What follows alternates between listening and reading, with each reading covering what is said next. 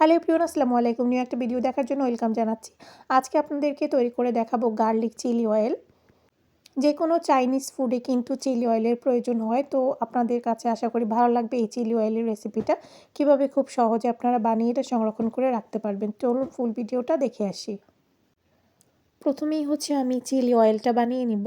এর জন্য ফ্রাই প্যানের মধ্যে আমি তেল নিয়ে নিচ্ছি। তো এখানে যদি কাপ দিয়ে মাপা হয় প্রায় 1 কাপের মতোই আছে। এরপর আমি দিয়ে দিচ্ছি এখানে গার্লিক। এটা আমি চপড করে দিয়েছি। তো চপড করে দিলে আসলে ভালো, যেহেতু আমি এটা আবার ছেঁকে তুলে ফেলবো না। তো মূলত আমি এখন গার্লিক দিয়ে যে অয়েলটা সেটাই বানাচ্ছি, গার্লিক অয়েল হবে আর কি। তো এই অয়েলটাই আসলে প্রয়োজন। আপনারা চাইলে কিন্তু গার্লিকগুলোকে পরে উঠিয়ে ফেলতে পারবেন। তো আমি আর উঠাবো না, আমি রেখেই দিব এই অয়েলের মধ্যেই। তো এখন এজন্য আমি এগুলাকে ভেজে নিচ্ছি, আর একটু গোল্ডেন কালার করে ভেজে নিতে হবে। তো দেখতেই পাচ্ছেন গার্লিকগুলা ভাজা হতে হতে আমি একটা বাটি নিয়ে নিলাম, আর বাটির মধ্যে প্রথমেই আমি চিলি ফ্লেক্স নিয়ে নিচ্ছি। আপনাদের কাছে যদি এগুলা এমনি বানানো না থাকে তাহলে আপনারা শুকনা মরিচকে টেলে তারপর ব্লেন্ড করে নেবেন। তো আমার কাছে যেহেতু বানানো ছিল আমি ওইটা ইউজ করেছি। এরপর আমি তিল ইউজ করেছি 1 টেবিল স্পুনের মতো। এরপর আমি এখন কি বলে এটাকে, চিলি পাউডার যেটা, সেটা ইউজ করেছি 1 চামচ। এখন এগুলা মিশিয়ে নিলাম। বাটিটা এমন নিতে হবে যেন ওভেন প্রুফ, আপনি গরম কিছু দিলেও যেন ওইটা ভেঙে না যায়, ওই রকম বাটি নিতে হবে। তো আর এখন আমার গার্লিকগুলো কিন্তু ভাজা হয়ে গিয়েছে, দেখতেই পাচ্ছেন। এখন আমি গার্লিক সহ এই তেলটা ওই বাটির মধ্যে দিয়ে দিব। এই যে এটা কিন্তু আমার হয়ে গিয়েছে। তো এই যে আমি যে এই চিলিটা আগে রেডি করে রেখেছিলাম, এখন এই তেলটা ওইটার মধ্যে ঢেলে দিচ্ছি।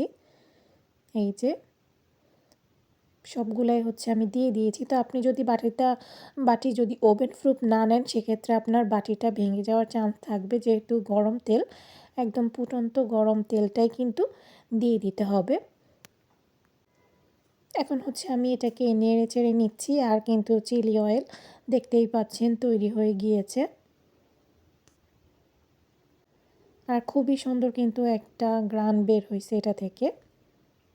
এই যে তো এখন এটা একটু ঠান্ডা হয়ে গিয়েছে, আর এখন আমি একটা ডিব্বার মধ্যে এটাকে ঢুকিয়ে নিচ্ছি। তো যে কোনো বয়ামে ঢুকিয়ে আপনারা কিন্তু এটা সংরক্ষণ করে রাখতে পারবেন। নর্মাল ফ্রিজে রেখে দিবেন, আপনারা এটা অনেক দিন পর্যন্ত ইউজ করতে পারবেন। তো যে কোনো চাইনিজ খাবারেই কিন্তু এই চিলি অয়েলটা ইউজ করা হয়। তো আমি এখন সবগুলা ঢুকিয়ে নিলাম।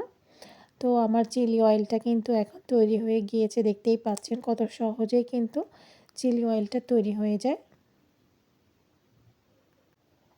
আর দেখতেই পাচ্ছেন দেখতেও কিন্তু খুবই সুন্দর লাগতেছে এটা।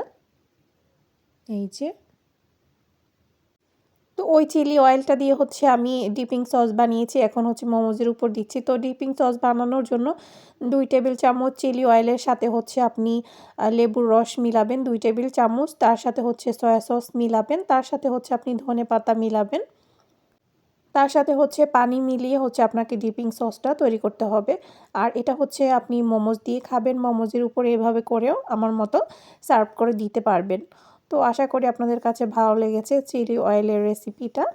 আর এটা আপনারা সংরক্ষণ করে রেখে দিতে পারবেন প্রায় 2 থেকে 3 মাসের মতো। তো সেক্ষেত্রে আপনারা এটাকে নর্মাল ফ্রিজের মধ্যে রেখে দিবেন।